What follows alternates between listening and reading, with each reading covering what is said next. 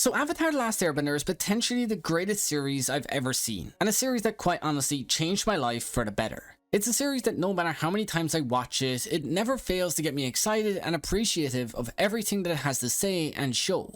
Sure, it's a show made for kids, but as everyone watching this video knows, it's also so much more. It's thought-provoking, emotion-hitting, and all in all just a beautiful and at times painful show to watch. It's a series and a story that honestly, until the day that I die, I will continue to talk about it and watch it. Which is why, with this also being the year of its 20th anniversary, I've decided I'm going back to the very beginning of it all, and overanalyzing the series that got me so invested in television as a whole. That's right, once a week for the foreseeable future, I'll be going through and overanalyzing every single episode of Avatar: The Last Airbender, highlighting its storytelling, themes, characters, and just about everything a story as good as this one has to say and show to all of us. And hopefully, along the way, we learn a thing or two about what it actually is that makes this story so goddamn good that 20 years later, we're still talking about it as if it's airing right now. So with that said, let's just get right into it. Water. So immediately we're hit with the iconic Avatar intro that perfectly sets the tone for what you are about to witness. It explains the world, the abilities, and the war so perfectly in that opening that any questions one might have had before starting the show are instantly answered by Katara herself. For see, she explains in that intro just about every important question there is, and the visuals behind what she is saying only serve to help her in this. For see, the iconic water, earth, fire, and air line that everyone including their mother has heard 100 times before doesn't just help you to establish a foothold with the respective power system in the series, but also helps to establish the order in which the Avatar cycle that becomes so important in the future takes place. For see, only in retrospect can we know that the Avatar isn't just randomly born to any nation, and is in fact born to a nation that follows the given order: water, earth, fire, air. Now this helps to explain why the Fire Nation chose to use their element of surprise to attack the passive air nomads over the more defensively dominant Earth Kingdom. They obviously of course did this because that was where the Avatar was going to be born next, following the cycle and knowing that the last Avatar was Roku from the Fire Nation. But I will of course cover all of that in much more detail later on down the line. I'm only mentioning it here to showcase the level of explanation that can be found within just the opening couple of seconds of the show. Now Katara in that intro goes on to explain that the Avatar looked after the balance between the nations up to the point that the Fire Nation attacked. She explains that only the Avatar, the master of all four elements, can hope to stop them, or could if anyone knew where the hell he was. Because again, as she covers, he has vanished, and for the last 100 years, no one has ever seen him. We then get a breakdown of how the Water Tribe and Sokka and Katara's dad have gone out in order to help the Earth Kingdom in the fight against the Fire Nation, immediately setting the Fire Nation up as this unstoppable force that requires two nations fighting together just to stand a chance. Now to me, the beauty of beginning a story with its own breakdown like this is unique and perfect for a number of reasons. One, the episodes are only 20 to 20 minutes in length, and season 1 was only about 20 episodes. Meaning by explaining everything right away like this, it not only introduces your audience to the world immediately, but also frees up the future minutes to spend on the story and the character's progression. Which of course, as every Avatar fan knows, is a major scope of what makes the Avatar world so impactful and meaningful to us the fans. Now this isn't to say that Katara explains everything in the intro, because she didn't. It left just enough questions and mystery to excite interest out of anyone watching the show, which when you think about it is what every intro should actually do. Excite you just enough that you continue to watch more. Now we begin by overlooking what will become two of the most important characters of the entire show, Katara and her brother Sokka. It's not getting away from me this time. Here we see Sokka instantly displaying his determination to catch a fish. Watch and learn, Katara. This is how you catch a fish. As well as his misogyny and disbelief in the ability of his sister. We then get a glimpse of an unconfident expression coming from Katara as she begins to bend water. Sokka, look! As well as her desire to show off to her brother what she can actually do, highlighting that she's even impressing and surprising herself by doing even just this much. Hey! Every time you play with magic water, I get soaked. It's not magic, it's water bending. Now this line is incredibly important because it immediately roots us in the understanding that bending will have its limitations. And it's... Yeah, an ancient art unique to our culture, blah, blah, blah. We now know that this power system is heavily rooted in the culture and the nation in which you are born. It's more biology and scientific than that of magic circles and spell casting. Now we also get to see that Sokka has a major disinterest in this whole situation, from the way that he just blah blah blahs it away, which again highlights his narrow-minded and childish attitude at the beginning of the series. Watch out!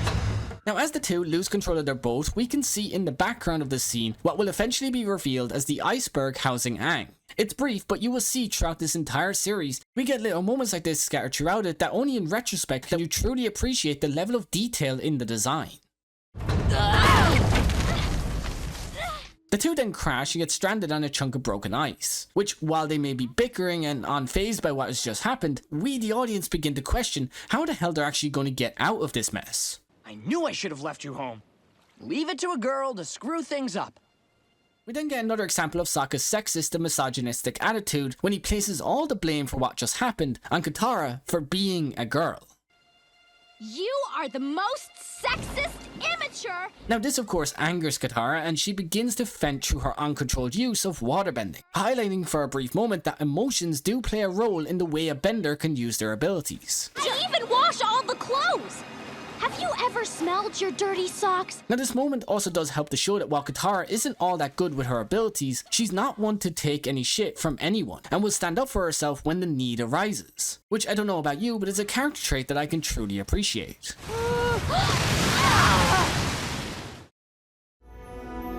We then move over to the moment in which Aang's future soulmate and wife is not only the first to see him in the ice, but also the first to attempt to free him from that prison as well. It doesn't have any real symbolism to it, but it's something I thought was kind of sweet in a not important kind of way. Now as the giant beam shoots into the sky, we hear the sound of pure determination come from Zuko as he utters a single word. Finally. Now this instantly gives us the idea and feeling that whatever that light was may just be the thing that he's been searching for quite some time. We then get introduced to the greatest character in all of the Avatar world, Uncle Iroh, who, like everyone we have mentioned so far, gets introduced with some of the most perfect lines given to a character like him that you could possibly ever have. Oh, it's just the celestial light. I don't want you to get too excited over nothing. Why don't you enjoy a cup of calming jasmine tea? You see, immediately we can tell that he's the rational one in this situation, and he's trying to keep his nephew's emotions and desires in check, as he likely understands after being on this journey for as long as he likely has, that what awaits at the end might not be what young Zuko wants. He's deadening his expectation to save the young boy more heartache, all while offering some calming jasmine tea, giving us our first glimpse of what will become a false understanding of him being lazy and completely undriven. We then see Aang finally emerge from the ice in an incredibly powerful looking way, before he then simply passes out and falls over. Now first off, this breaks the tension perfectly, but it also hints at something incredibly important for the future of his character and state of being. That is, that this state, whatever it may be, takes a lot of energy from him and is something that he may need to get better and stronger at before he can maintain it for much longer. Aang then awaits after 100 years in the ice to the girl of his dreams looking over him, immediately hinting towards a potential relationship forming between the two. Will you go penguin sledding with me? He then shocks us by the first words of the series that he has ever said, being so juvenile and fun that honestly, I remember having to rewind it just to see if I heard him correctly the first time I was watching it. Will you go penguin sledding with me? Now this line is perfect for explaining Aang's characterization because it shows that he's an absent-minded child just looking to have fun with his friends, which I remind you is a complete opposite to that of Zuko's introduction, who again was introduced displaying a serious desire and longing to achieve that which he's been searching for quite some time. We then get a quick moment of Aang lifting himself up using his airbending. Now he does this with very little effort, showing that his airbending is just a part of his everyday life, and has become so second nature for him that he uses it without even thinking. Which, when we compare that to how much Katara was struggling just to use a little bit of waterbending, displays a drastic difference in the levels between these two characters. We then move over to Appa getting introduced to us in a fairly disgusting kind of way. But luckily this gross spit up humor seen in this moment didn't happen all that much throughout the rest of the series, and this was kinda just a one-off situation. Luckily. Why are you smiling at me like that? I was smiling? Here again we see signs of Aang developing feelings towards Katara. We then see Zuko standing on top his massive industrial warship wearing next to nothing, which of course is odd given that this is the Antarctic, but I let it slide given his firebending abilities. He's likely able to regulate the heat on his body better than most. But with that being said, later when we see Aang penguin sledding with just his airbending clothing on, I do begin to question the temperatures around this time of year. Because as we know, the winter solstice is just around the corner, meaning it's like the autumn at this time in the show. Meaning it should be around the time where everybody is layering up on blankets and coats, not sliding around their belly wearing very thin fabric that was made 100 years ago. Even if you're right, and the Avatar is alive, you won't find him. Your father, grandfather, and great-grandfather all tried and failed. Now this is very fascinating and important information, because it reveals that the searching for the missing Avatar has become a family tradition for Zuko, and being the one to claim his head and capture him alive would likely be a great honor in the eyes of his family and people, which of course explains why he's so determined in his endeavors to catch Aang. It's literally everything to him and something he's likely been raised to see as his destiny.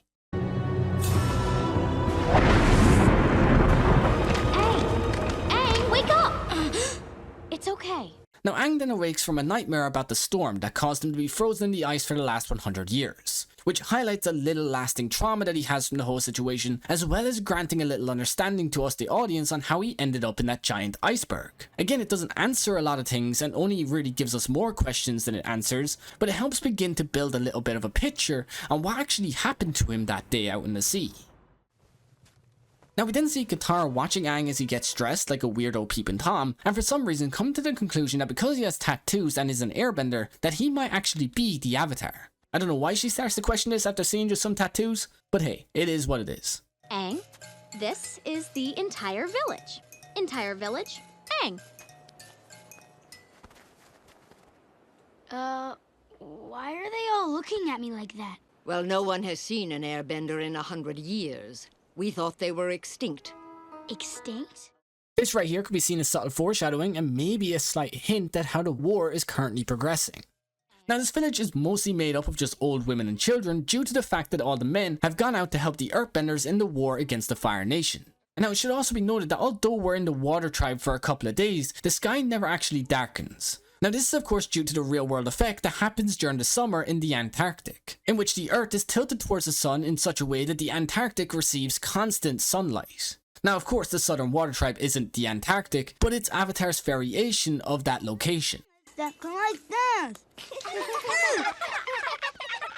Now we then move over to the first look at training in the Avatar series when Iroh breaks down how powerful firebending actually works. No, power in firebending comes from the breath, not the muscles. And in my opinion, this breakdown is absolutely amazing, and the way Iroh actually delivers it is honestly perfect when looking at the situation after knowing everything about his and Zuko's relationship. Because of course, for some, it may come across as cold and angry the first time you're watching. But when you're rewatching and you understand Iroh's love and hope for the man that he knows Zuko can become, you begin to look at the stern look and aggressive style of teaching as his desperate attempt to almost force out of Zuko this need to be seen as powerful for being strong. Because he knows what Avatar shows us a number of times throughout its series, that the strongest benders and characters are more often than not the smallest of us all, with Toph Beifong just being the most perfect example of this. She's a small, blind child who's leagues ahead of any other earthbender in the entire world. Because like he said, power does not come from the strength in your muscles,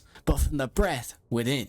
Like the depth and the profound knowledge that this show actually gives out is honestly second to none. Like I just know right away that I'm gonna love these deep dives and breakdowns into each and every episode. I just hope you all do too.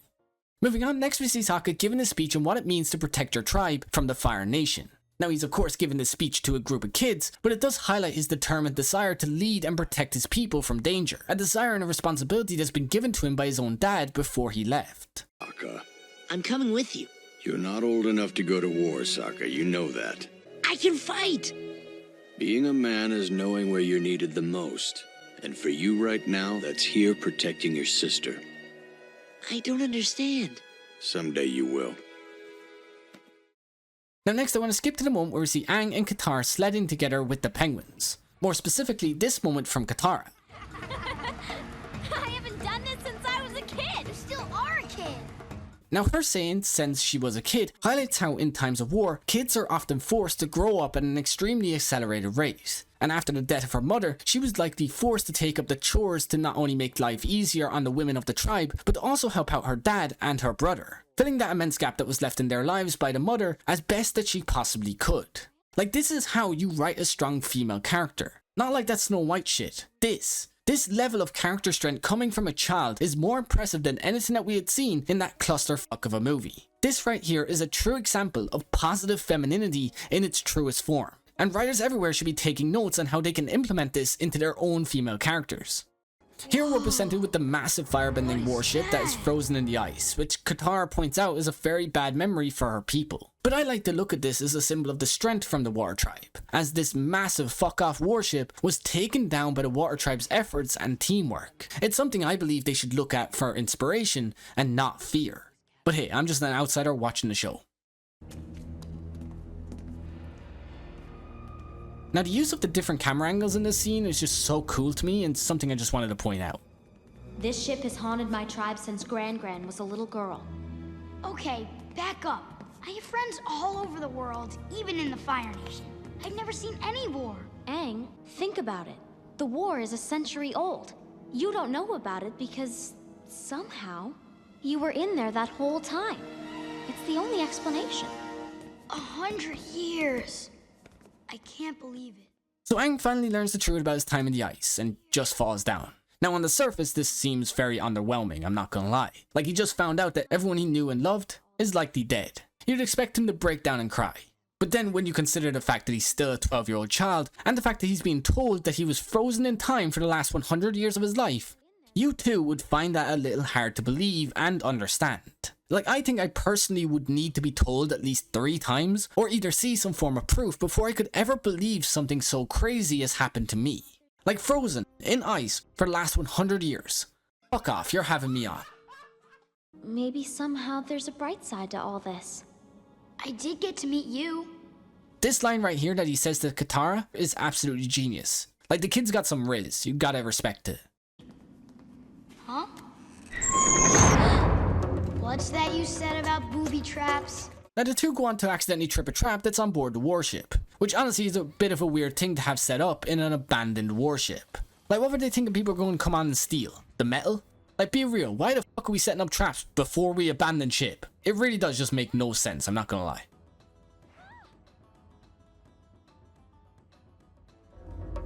Wake my uncle! Tell him I found the Avatar. As well as his hiding place.